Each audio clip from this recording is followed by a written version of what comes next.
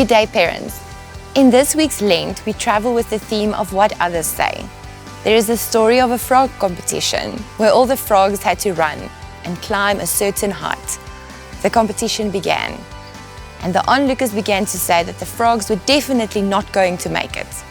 One by one, the frogs dropped out. The last frog struggled and slipped, but in the end, he came out on top, the only winner. When everyone asked him how he did it, they realized he was deaf. He didn't hear any of the others' comments. He believed he could do it, and he did. I love sharing this story in our household so that our child, and also us as parents, are constantly reminded that what others say is not the most important thing, because Jesus says we are enough, we are loved, we are good, and we are His. The author, Henry Nouwen, tells us that the truth of who we are, whether we feel it or not, is that long before we are born and long after we die, we are God's loved ones.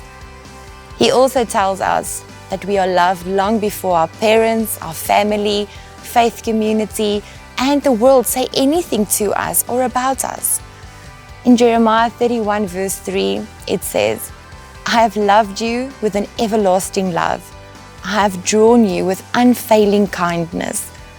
One of the hardest things sometimes is to believe the beautiful truth about ourselves.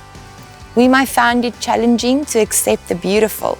Rather, we are eager to hear and live the negative messages about ourselves.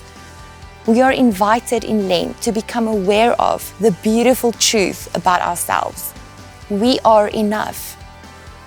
To help our children understand, perhaps we can tell them what it was like when they were held in our arms as babies.